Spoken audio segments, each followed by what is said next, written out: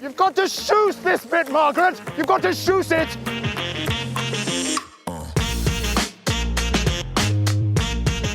So, hi and welcome to the Whiteout Podcast. Hi, I'm Rob, PR Director of Ski Press and General Ski and Gear Geek. And that is Dom, publisher at InTheSnow magazine. Yes, it certainly is. And together we are the Whiteout Podcast Dream Team. Each week we will talk about ski news from around the world, where's best to ski now, and we uncover the latest gear for the season and featuring the best ski destinations for all kinds of skiers. Yes, Dom, and new for this season, we introduce a special guest on, most episodes to discuss their ultimate ski day, whilst also delving into listeners' questions like how to become a ski instructor, how to launch a new ski clothing brand, or how to become a ski photographer, stuff like that. Love this new section, Rob. Yep. So, and this week's guest, Rob, who have we got this week? Well, not this week, Dom. I did tell you that. I did warn you. This week, we are just getting back into things, right? It's, the start of our season, but we have got some fantastic guests lined up. We really have. Well.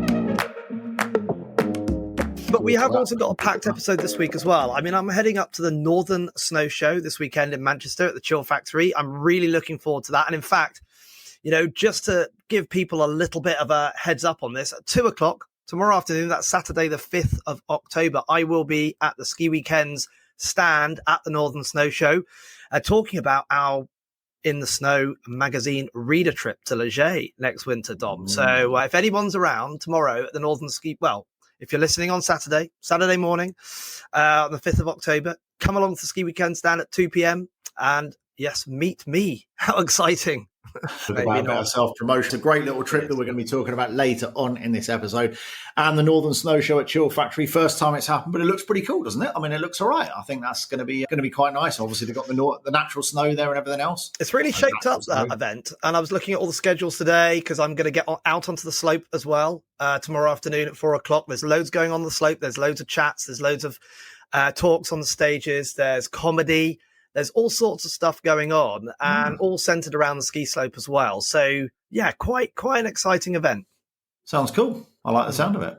And actually just making a weekend of it in Manchester, Dom, as well. We're staying in a hotel overnight. We're going to hit the town. So it's a bit of a weekend away for the family. I love it. Sounds great. Yeah. Sounds great. And skiing involved too, which can't be bad. Exactly. So, I was in the middle of central London last night celebrating 90 years of Ingham's. That was my highlight of the week. I mean, I sort of went along to this thing thinking, going along to this press evening and, not really thinking about it. But actually, it's only when you walk in and they start talking about it and you think, wow, it's quite something, isn't it? 90 years of taking people skiing. It's quite a fantastic achievement. And unfortunately, I couldn't make it there last night. But I was thinking about it because it was my first ever ski holiday was with Ingham's. And it was not quite 90 years ago. I'm just going to put that in there. But it wasn't far off half of that time. In fact, it was about half of that time, actually, in years. Wow. So yeah, really, really cool that they're celebrating 90 years. Amazing. Very impressive indeed. Seeing some of the photos and the videos last night and a lot of stuff, a lot of content that they had from 90 years ago. It's quite incredible and fantastic to see them still going with their new modern branding this year and everything else. So that was, it was a good event. Yep. So what have we got? Yeah, what have we got, Dom? This week? Take it away. Well, there's new lifts opening across the Alps and North America. So it's always nice seeing the new lifts. We can't mention all of them because there's so many of them, but some of the highlights are Verbier's new Savoleyres combined chair and gondola, which is quite nice. Seriously modernising access to some of the resort's more sort of gentle terrain. So that's pretty cool. There's a new replacement lift in Engelberg as well, taking people up to Titlis as well. In France, Les Deux Alpes, they've got the Jandri Express. So 32-person tricable car. Absolutely amazing. That's going to be making a big difference in Les Deux Alpes. I think it's reducing it from about 35 minutes to 15 or something, that transfer up. Something like that. Yeah, sounds about right. Yeah. And in Leger, a new enclosed beginners lift on the Mappy's area really expands that learners area, which is very cool for the beginners. And in Big Sky Resort in Montana, they're also continuing to invest, and it's opening the fastest 6-person lift in North America. They had to do that, didn't they? I mean, anytime anything happens in Canada or North America, it's the fastest, always the fastest, biggest, it's the steepest, it's always the something est. It's called the Swift Current. Nice. So, There you go. Yeah, I mean, that's great news. It sounds like after a bit of a drought, on this side of things following COVID, there's some real progress and investment happening out there as well. We do like to mention a bit of alpine ski racing on the Whiteout. Obviously, it hasn't started yet, but the schedule is looking great for this season. Few changes, but still Solden for both men and women for the opening weekend of the Giant Slalom, last weekend of October, as it always is. Back to Levy for the men and women this season for slalom in mid-November, before more men's and women's slalom racing in Gurgel late November. After that, everything is shifting over to North America, so they're not attempting to do the Zermatt thing that got cancelled 2 years in a row.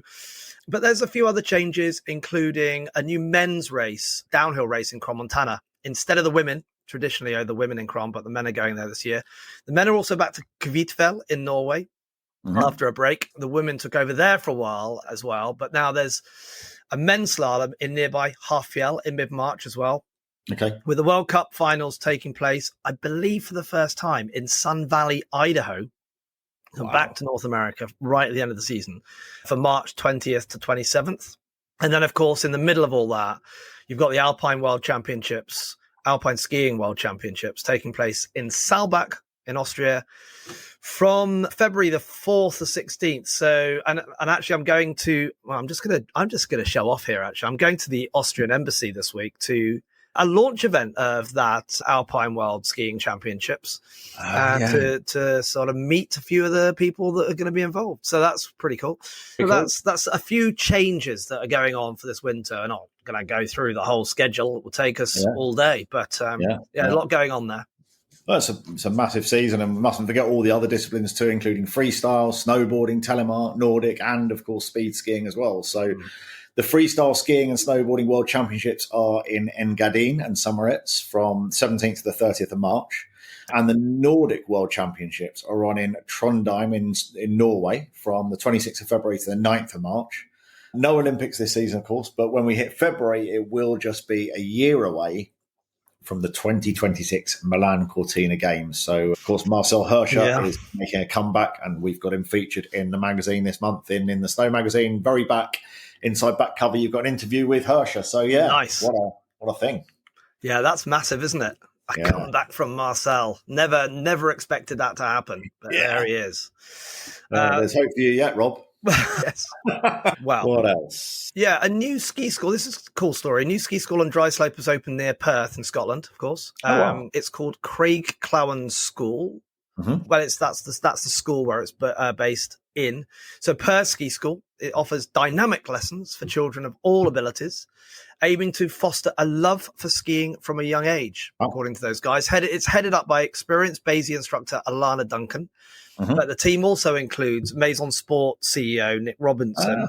Interesting. And also local instructor Murdo Harrier. The school offers tailored group lessons from beginners, sort of learning basic skills, to advanced skiers refining their technique. And they've got programs like Freshers Focus on stopping and control, Top Cats, where they push advanced skiers on challenging terrain. And they're sort of doing small class sizes as well. So kind of really personalized instruction up there. And Alana Duncan, she said, as a former pupil, I'm thrilled to open Perth Ski School. We aim to create a supportive environment where children can learn and grow. So anyway, you get lessons run. They run on Fridays and Sundays, starting from the 4th of October. And you can book online at perthskischool.co.uk. Wow. Sounds pretty cool. I like it. We like little UK. Well, it's not a little story. It's a good story. Yeah. Good UK ski stories, right? So yeah, absolutely, and it's great. It's great the getting the Scots involved, because we've talked about the shows not being up there, and so anything that gets more Scottish people skiing. Obviously, they've got the natural mountains up there, which is always a bit of a bonus. But they have, and you know what? I'm just going to throw in that we all often forget that they actually do have real skiing in Scotland, and I very much enjoy going up there and experiencing it. And I've lived up there in the mountains myself, and I can tell you that I've had some fun days in Scotland over the years, Dom. And some of our most popular content is, about skiing in Scotland, and one of our most popular YouTube videos is about skiing in Scotland. So clearly, it's of great interest to the wider public as well, not just you, Rob. Well, and if you think about it, a significant number of our top alpine ski racers and other skiing competitors have also come from Scotland. Yeah. When you look at the numbers, it's pretty strong. So anyway, Absolutely. there you go. So on a similar vein, or not really a similar vein, but we did mention it earlier on, we've got the In the Snow Readers Trip to Leger, 4 days of hosted skiing from £695. I know you will be up at the London Snow Show, as you mentioned earlier, to talk to people about that if anybody would like to come along and chat. So it's in January. I will be at the London Snow. I will be at the London Snow Show. Oh. I will be at the Northern Snow Show this weekend. Northern I will Snow also. Here we go. I'm going to just jump in there because I will also be at the London Snow Show. On the Saturday of the London Snow Show. It's coming up as well in October at 2 p.m. at the Ski Weekend stand to talk about fantastic In the Snow readers trip. Perfect. Yeah. Throw that in so there. We're going to Leger in France, hosted by the man himself, Mr. Rob Stewart. Gear editor, 30 years of ski industry experience. So, and whether you're friends, solo, or bringing a partner, it's going to be a lot of fun, Rob, especially if you're involved. I know that you're also the Leger media ambassador, so you'll be ensuring everybody has a fantastic experience, massive expertise in that area, leading that ski trip. So people are in for a lot of fun. They don't know how good you are on musical instruments, and funny you are after a couple of beers as well, Rob. So I know that it promises to be a great time. For listeners just to hear, it is on Thursday, January 16th. You'll arrive at Geneva, transfer to Leger, check into Chalet Marjorie with Ski Weekends, meet your fellow guests, pick up your ski gear, and get straight on the slopes for an afternoon session. You get some après, 3-course dinner, and then Friday to Monday, you got breakfast before daily ski sessions, loads of time for lunch and après, special highlights including a Savoyard night on Saturday night and a ski away day to Savoleyres on the Sunday. And on Monday, January 20th, after a bit of a morning ski, equipment back and straight back to Geneva Airport. So you get a lot of skiing in there, which is really, really nice. Yeah. It's catered chalet. So, you're getting your breakfast and your afternoon tea and 3-course evening meals with wine. So it's really nice. You get the shared transfers from Geneva. You got the special events as well. Quad rooms, $695 per person. Shared twin rooms for solo travellers are $783. There are solo rooms from $1450 as well. So lots of other options, triple rooms, suites, all sorts. So flights to Geneva, all you got to do is organise your own travel insurance and you're away. So you can head over to either InTheSnow.com and look up the readers trip, or you can get email sales@skiweekends.com and mention the In the Snow readers trip, or you can call them on 02380 206 if anybody still uses the phone anymore. I'm really looking forward to it, Dom. And the thing I'd like to say, obviously I'm going to be there. It really isn't about me. It's about the skiing and it's about getting together and having a great time. I do know Leger really well, as you've mentioned. I've been going there for many, many years. I know the area really well. I just love helping to create a really fun time. I take a lot of people to Leger and we have brilliant fun there. And that's kind of what I want to create, really. It is about skiing. We are going to ski. We're going to try and cover some ground and see the area, find some of those secret little spots as well, because there's lots of those secret spots around there. And, we're plugging into some really, really good local people as well that are helping on this trip. And also during the evenings, we're going to run some sessions. We're going to have some gear sessions. We're going to have some avalanche safety sessions if people want to do that kind of stuff. And obviously, enjoy a bit of après as well, because actually Leger is quite a nice atmosphere for après. Yeah, absolutely. Yeah. So what else have we got, Rob? What else is in the news? Okay, so the French ski resort Val Cenis is already at the forefront of climate change action. Yeah, it set a new standard apparently by creating its new Rocher Blanche quad chair lift, which uses mostly parts from the previous lift and also other decommissioned lifts. So it's kind of like it's literally like a recycled ski lift. Wow! And the project was undertaken jointly with the famous French ski lift manufacturer Pommer. With both those guys and the ski area, obviously they're based in both those organizations. Well, the ski area and the organization is in France's Isère region. Yeah. And not to be confused with Val d'Isère. Isère is a little bit further south. But they've used secondhand equipment made up of parts bought from other resorts, cable elements, seats, stations, all that sort of stuff. The innovative procedure was found to reduce greenhouse gas emissions, whilst the combination has cut the need for new raw materials by up to 90%, with the savings mostly made, out of the steel and the metal, I suppose. Yeah. So actually only 35 of the 400 tons of equipment normally used, cables, nuts, bolts, stationery, stuff like that, were manufactured specifically for the Roche Blanche taillift. Wow, that's impressive. It is. And it will have 9 fewer pylons than the last lift as well. That's down from 21 to only 12, right? Amazing. So they've removed a lot of the pylons. Ski resorts trying to do this as much as possible at the moment. It'll be much faster than the old lift, going up in 5 minutes compared to the 12 minutes and 30 seconds of the old lift. I mean, it's quite a slow chairlift, but 5 minutes is significantly faster. Yeah. And, it's going to be more comfortable as well as a modern lift. So, once the old chairlift, it will be sold for spare parts or recycled. Sounds fantastic. It's great that they're taking that initiative, and it's an incredible, only 35 of 400 tons of equipment being manufactured for it. I mean, that's incredible. It's fantastic news. Yeah, it is. It's pretty Love cool. it. Very good. Some good news stories there then, Rob. Plenty going on in the industry. I'm sure there's hundreds of other stories out there that we could cover, but some good stories there. Yeah, so, it brings us nicely actually into our gear section. There are a lot of recycling and sustainability stories out there. So there's this new brand called ADN. Yeah. And it's a technology that is specifically designed to improve like the eco credentials of skis, basically. They're working with ski brands to implement their own technology and materials into the ski, allowing them to fully recycle the skis. And they've formed a new partnership with a retailer, Ski Set, for this season. So you can actually rent the skis now, which is pretty cool. I mean, it's a new company, but they did have a few around, but now you can actually rent them.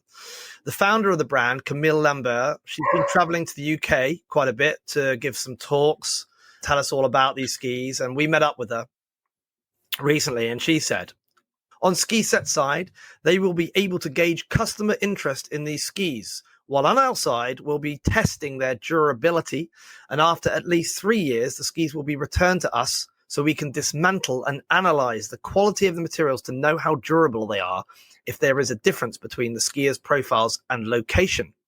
So, in other words, what they're going to do is after 3 years of their use, they actually strip the skis down completely and they build new skis out of those materials. That's actually what that means. So it's an interesting project, and you can rent skis this winter in Val Thorens, Le Plan, Courchevel, and also Pralou and Font-Romeu, which is in the Pyrenees, but certainly 3 big resorts, Val Thorens, or 3 resorts where a lot of British skiers go. So that's quite cool. Love it. Very cool. So in other gear guide news, we have got British goggle company Panda Optics. They've launched a new dual vision goggle that brings a whole new relationship between the frame and the lens. It can be used with either a polarized lens or toric lens, which mimics the curvature of a retina, or a cylindrical lens, both magnetically linked with the frame. So they clip on like you expect to see in goggles nowadays. And you can get those at pandaoptics.co.uk for 160 quid. So total bargain. Really nice. Love the Great pandas. goggles. And they'll be at the London Snow Show as well. So it's well worth coming along to see their goggles. Yeah. Yeah, they're always there. Great British company, that. Yep. Sort of a gear story, Dom, but Shemi Alcott, former ski racer, of course, an Olympian, BBC Ski Sunday presenter, has just become an ambassador for Salomon, and Shemi will be using Salomon skis and boots through the next season. I know she's delighted with this because she told me that herself, and also that Salomon was one of the first brands she ski raced on as a junior. So fantastic. To be fair, Shemi's excited about everything, isn't she? Yes. It's unusual for her not to be excited about stuff. Get excited about a new hat or walking out the door or eating her Frosties in the morning. And that's why she gets paid the big bucks, Dom. Yeah, exactly. So it brings us nicely onto their new helmet, the Brigade Index, crafted from a single material family for full recyclability. So the helmet is nice and safe, very comfortable, shock absorbent. The custom dial 360 fit, that's that sort of like a boa type dial at the back of the helmet. Yeah. Airflow channel, Salomon say it's performance with a sustainable edge. Always good having performance with a sustainable edge, as far as I'm concerned. Available from salomon.com at £110. What else is on your radar, Rob? What are you thinking? Yeah, I just got myself some Stance socks. Love it. Do you know Stance? Yeah, love Stance socks. Really Stance, nice. I would call them, yeah. They are nice. But I know it's early days for ski socks, but autumn, right? This is a strategy because it gets cold in the house. Yeah. Buy your ski socks early and wear them through the autumn before you even have to use them in the winter. And you get used to that. I mean, why wouldn't you do that? Don't wait until your ski holiday to buy your ski socks. Buy them now. Use them when the house starts getting cold. I was wearing mine at the Ingham's party last night, Rob, while I was in London. So I wore them in central London as well, yeah. Ski socks come in very useful for all sorts of things. Yeah. Mostly skiing, but tennis. Anyway, I've also got hold of the new Montaigne kit for this season. They've just launched a new line of ski touring kit. Yeah. And it looks really, really nice. I will be reviewing it in full. I have tried it kind of, off the slopes, as it were. It's really, really nice to wear. But I'll be reviewing that at some point. I'm sure there's going to be other stuff coming up. What about you? Have you got anything? Loads of gear coming through. We've got lots of new goggles that have arrived. And I can see that we're doing our best winter ski goggles for 2024-25, which will be coming out shortly. We've got our ski test reviews, which are all out as well. So we're going to be covering a bit of that on the podcast over the coming weeks and months. So yeah, lots to talk about. So we always love a bit of gear, Rob. I haven't got a new rucksack. I haven't had a new rucksack this week. I mean, I don't know what's happened. It's ridiculous.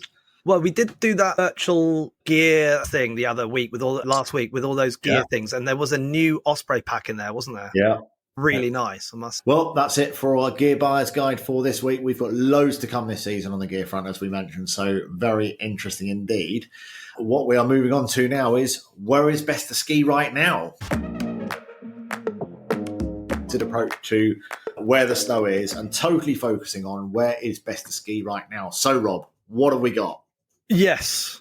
What we're going to be doing is searching out those spots where the snow might be particularly good, but also doing our best to paint an accurate picture of what it's really like out there, right? Yeah. So right now, Rob, we're early October. Yep. What are you thinking? Where is good for us to go now? Well, I mean, looks like the last remains of snow is melting away in Chile, but you could probably still get some nice ski touring out there. A journalist friend of mine, has just been there last week and had some very nice looking spring skiing, I must say. I've literally just got back from Grindelwald in Switzerland last night, and I can tell you there's been snow down to around 2,000 meters there. So I reckon that's obviously going to affect the glaciers, and I've heard they're in good condition at the moment. Yeah. Very good. Well, certainly October is the start of autumn in the Northern Hemisphere. Colder temperatures, start of the ski season in many regions. Starting to see it on my social feeds, lots of white cap mountains, which is great. In Europe, glacier resorts are starting to open, particularly in Austria, Italy, Switzerland, through France, resorts like Les Deux Alpes and Tignes now waiting until late November. Further north, the first resorts in Finland and Sweden start operating, joining Norway's summer ski area. And then in North America, the race to be the first to open typically happens between about the 10th and 20th, depending on weather conditions. And meanwhile, in the Southern Hemisphere, only a handful of ski areas remain open in New Zealand, Argentina, and Chile, with most closing by the middle of October. So there you go. As we go through October, the ski season in Europe starts to really pick up. I mean, obviously, Austria usually has the most ski areas open, like glaciers like Hintertux, Solden, Kunnental, Pitztal operating around the start of the month, actually. Stubbein and the Kitzsteinhorn glaciers as well, along with Carinzia's Multaler glacier. Yeah, they follow on. So through those months, and if the snow's good, especially, those glaciers start to open. Certainly Austria leading the way in the Northern Hemisphere then. So in Italy, you've got Passo Stelvio, that runs until sort of early November, while the Schnauztal Glacier starts its 8-month season in September. Cervinia connects to Zermatt, providing massive terrain there. Switzerland has got Sarsfee and Zermatt open year-round, with the Titlis Glacier near Engelberg starts in October as well. Glacier 3000 usually follow, while Davos and Andermatt have got some later runs, start opening at the end of this month. So depending on the snow conditions, we see how that goes. Yeah. France, they obviously have early openings in the Deux Alpes and Tignes where they have glaciers. I think, we'll see when they're going to open. I mean, Tignes used to be open 365 days a year. It isn't anymore. They manage that in a slightly different way, but obviously they do open very, very early. Yeah. And Scandinavia, they often see early openings as well, with Levi and Ruka in Finland using snow stockpiled from the previous winter. So that's interesting as well. And Norway's Gardhoppigen Gardhopica. Yeah, easy for you to say. Yeah, easy for you to say. Glacier stays open until early November as well, and Sweden season usually starts in October in Kabdales. Okay. We know that our where is best to ski right now will get more and more interesting as the snow starts to fall. We're certainly getting lots of images of great snow across Europe, and a lot of our counterparts that we're talking to across Europe are reporting good snow conditions.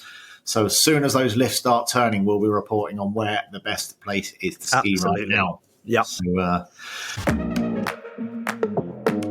So next up, Rob, before we start going into our destination showcases this season, I thought it'd be really nice if we could look back at where we went last season. Not necessarily a complete review, but a little bit about what we liked about those destinations, why people would want to go there. So we've got some epic destinations coming up this season. We're covering the likes of, we've got Park City, we've got Berry, we've got Jungfrau, we've got Les Deux Alpes, we've got Lech.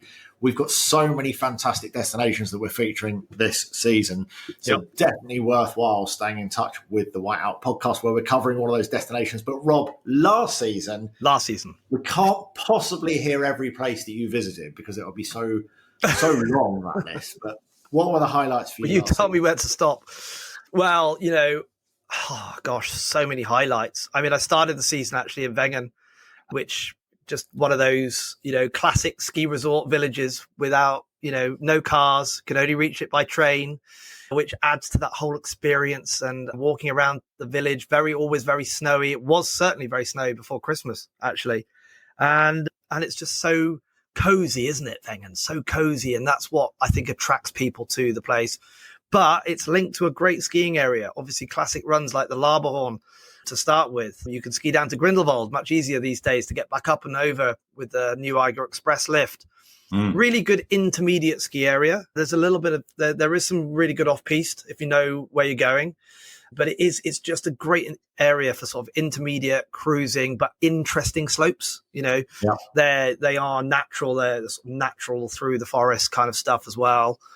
And, it's just that typical kind of Swiss ski resort feel, quaint, lovely, cozy hotels, great standard of accommodation, not massive après, but, just quite nice bars, right? Chilled out kind of après scene.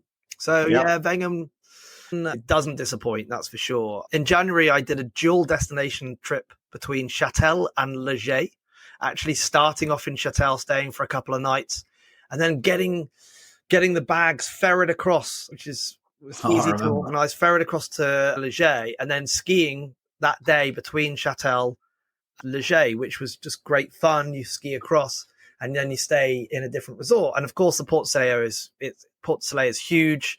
Love that area. Love that. Beautiful. Yeah. Love it. It's just a great area. And I think it's got a lot of good. Why is it such a good area? First of all, obviously it's a big area. It actually does genuinely have an amazing snow record. When you look at the data and the stats, I know some of the villages are a bit lower, but the actual on the mountain, the snow record's really good. It's a little bit easier on the pocket than some other ski resorts as well. Big ski resorts, big ski resort destinations. Lots of other good things. But anyway, that Leger, a little bit more sort of on the upmarket side. Châtel, great village, lovely atmosphere, bit more French, kind of French feel to it. It's great. Obviously, we were in Le Clusaz-Dôme, both there together this season. La Clusaz, we're there for the ski test, so we're very focused, aren't we, on testing ski equipment. And we don't get to really feel the resort like you would if you were on holiday. We don't get to experience it quite the way you would. Pretty little village, though, isn't it? Lovely village, lovely town, really nice. It's a great ski town and, really interesting mountain. I mean, the BAM, the terrain on there, the free ride terrain's fantastic. It's quite a mountain, that. And then you've got all the sort of more cruisy stuff on the other side, on the south facing side as well. And the town's it's just nice. It's just a nice French. It's got that nice French feel to it. Yeah. It's not super expensive. And there's a good choice of accommodation, sort of typically that sort of 3-star hotel, but there's chalets, loads of chalets. Easy to get to from Geneva or Champéry as well. And very nice. It really is an easy destination to get to. There's one obvious one that you haven't mentioned, Rob. Well, I'm just going through the list of I mean, I'm not, I'm about a quarter of the way through, Dom. You're allowed one more. Who's it Okay. going to be? All right. Oh, I'm allowed one more. Oh my gosh. That's a tough. Well, I mean, obviously I was in Crans-Montana for City Ski this year, taken over by Val Resort. It's going to be a really interesting time. There's a lot going on in that place. New Men's World Cup downhill this season, as we've mentioned.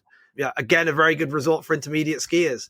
And I must say beginners, I think beginners get missed out, but a resort like Crans-Montana has this huge beginner ski area. Like it's on the golf course, and the golf courses are pretty big, and the beginners area takes up the whole golf course. And it's just like lovely and flat, because golf courses aren't particularly steep, right? I mean, obviously there are gradients, but there's just this gentle slopes and then progression in Crans-Montana. And I think for beginners, it's a great resort. And then also the fact is you don't feel like you're on the bottom of the valley in Crans-Montana anytime, because even when you're on the golf course, you're 1,500 meters above sea level with this incredible view of the Alps. And I think there's a bit of a myth flying around that actually this place is not great for beginners. I don't know why. Yeah. I mean, it's brilliant for intermediate skiers. I'd say if you're a really sort of free ride kind of like expert skier, it's not really going to be for you. That's probably it's not really a big epic free ride resort. But for intermediates and for beginners, it's fantastic. And people love their food and wine. It's gourmet, it's gourmet 5-star kind of place, but with great 3-star options. And you don't have to go mad. Valais, Swiss Valais region. It's French speaking part of the Valais. The food is good, very international as well. They grow an enormous amount of wine there. And actually, there's a little tip for people going to the Valais in general, I would say, certainly in Crans-Montana. But if you want to go out in the evening and have a few drinks, buy the local wine, because it's cheap. I mean, it genuinely is actually cheap, unless you go to a really fancy restaurant and buy an expensive bottle. But just go buy the normal local wine and buy the glass. And it's like 5 or 6 Swiss francs for a glass of wine, right? It's cheaper than the beer. They just need to get rid of it because they make so much of it there. They don't export it. Right. I'm just going to list a few other places that I went to. Okay. You've got to get it out there, haven't you? Because at Courchevel, brilliant over half-term week. It worked really well. It wasn't that busy. And someone said, if you're going to go to half-term, if you're going to get skiing on half-term, go to Courchevel. And I laughed. I went, you've got to be kidding. It's going to be packed. And they went, no, actually, you'll be surprised. And they were right. And it was, it was very manageable for that week. Yeah, in Austria, check it out because it is a hidden gem. Where was that? Sorry, in Austria? Where was that?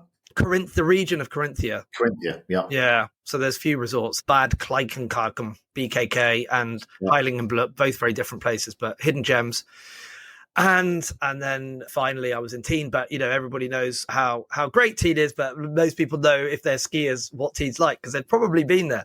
But yeah, so bit of a list. I mean, okay, I'm going to stop now. There was a few other places, but I'm going to be quiet. I'm impressed, Rob. It's quite a list.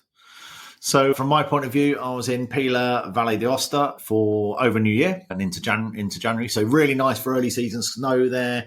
Great prices. So if you really want to be slightly softer on the pocket, really, really good. You can often get a coffee for €1, €1.50, and a really decent sized pizza for €7, €8, €9. So it's really, really good. Lovely food in that area. Yeah. Lovely town as well. If you stay down in Aosta and then you just get the lift up in the morning to Pila, that can be a really nice way of doing it, especially over those school holidays if the kids want to do something other than just ski. Okay.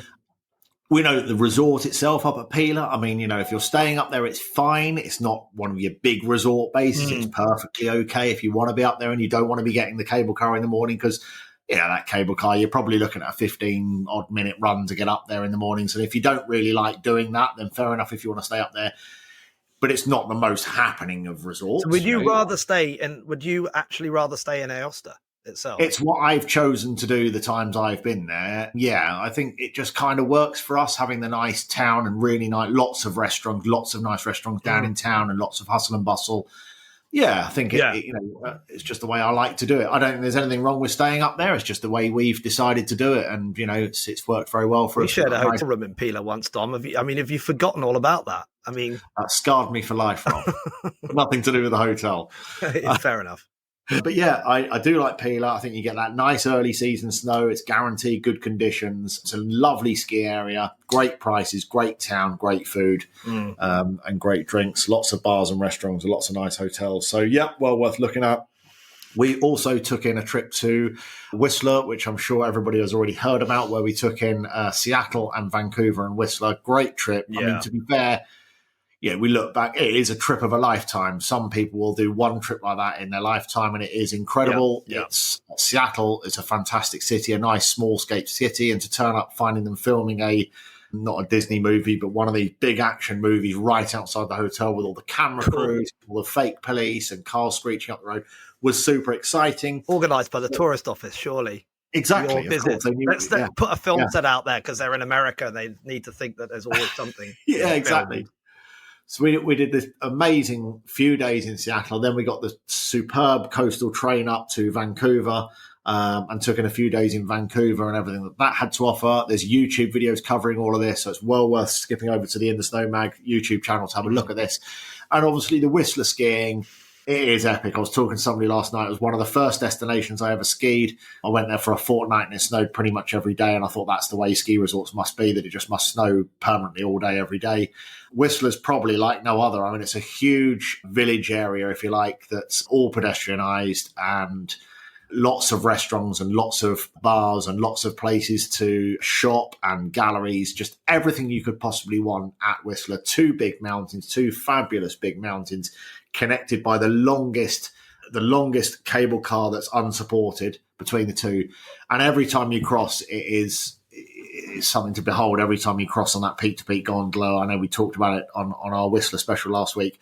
So that was another well worthwhile trip taking. I think it's got to be on people's buckets list to visit. Yeah. And then I also did Sun Peaks and Revelstoke last year. Sun Peaks, beautiful town centre. It's almost like a little French or Austrian village, really, that you ski down. It's ski in, ski out. So you ski right the way through the town in the mornings. And it's all little coloured buildings, lots of restaurants, lots of bars, lots of places to eat, lots of eateries. In fact, for the size of the place, it's got an incredible number of restaurants and bars. Almost every building has a restaurant and bar, which is really, really nice. So that's really great. Highly recommend Sun Peaks. Not busy, lovely ski area. Probably, a bit like you mentioned for Crans-Montana, probably not your sort of your big backcountry free riding terrain. But if you just love that sort of rolling around, some nice fast reds and lots of blues, skipping between trees, lots of gladed runs, it is absolutely fantastic. And dead, like you've almost got the place to yourself. It's so good. Nobody queues there. Like you're more likely to queue for a coffee than you are for a ski lift. So yeah, really great. And then Revelstoke, again, fantastic destination. Fantastic destination. Some really unique things. They've got a gallery into the slopes. You ski down and see all the artist galleries being displayed on the trees. And yeah, a real fantastic destination. Obviously famous for its helix skiing and freeride terrain there. It really is an epic destination. You do tend to find the cloud rolls in and out of Revelstoke. They're used to that. 1 minute you've got zero visibility, and the next minute it's crystal clear, blue skies. And I think the locals just generally get used to that. So they are some epic destinations. I mean, you've certainly, I know I had a bit of a list on, but I mean, you've rolled out some pretty impressive places there, haven't you? I just going to add Revelstoke is, I've skied in Revelstoke, and I must say, wow, it's the terrain is just, when I went there, it was kind of the middle of the season. I think it was middle of March. And the thing is, they have these like big runs going through the trees, very high tree line. They're huge, and they groom some of them and they leave some of them. So like after a fresh snowfall, you've got these long runs that can be powder. I mean, and it's just like, it's amazing. It's lift access runs. Typical North America, you don't have a huge amount of the lifts, but they place them so you can get across to the bits of terrain that you need to get to. Yeah. And there's these like run after run that look like big versions of Verbier's Tortan, which just like, wow, one after the other. You'd be lucky for any resorts lucky enough to get one of those, but let alone 4 or 5 of them or something, whatever. And yeah, amazing place. Yeah. So there we go. Lots of destinations covered this week, and we have got lots of destinations coming up in the future for this season. We've got Park City next week. We're also talking about Baccarat-Beret. We're talking about Jungfrau, Les Deux Alpes, and Lek, and many more fabulous destinations as we visit them during this season, Rob. So that's it for this week, I'd say. Yeah, I mean, if you're planning a trip or if you have any questions about anything, any destination, just do feel free to reach out. And don't forget to subscribe to the podcast for more travel tips and adventure stories. That's a very good point, that, Rob. And to say thanks to our listeners for supporting the Whiteout podcast. Without you, we're just two random blokes sat in a room talking about skiing, Rob. So we need our listeners. Like a Pink make sure you like and subscribe to our podcast. Leave any comments that you want. And we thanks for our supporters, listeners, and sponsors. And do keep those questions coming in. Until next time, Rob, happy skiing. Happy skiing to you, Dom, as well. Have a good time. Cheers. Adios. No, talkie-walkie. I'm pretty sure it's called a walkie-talkie, mate.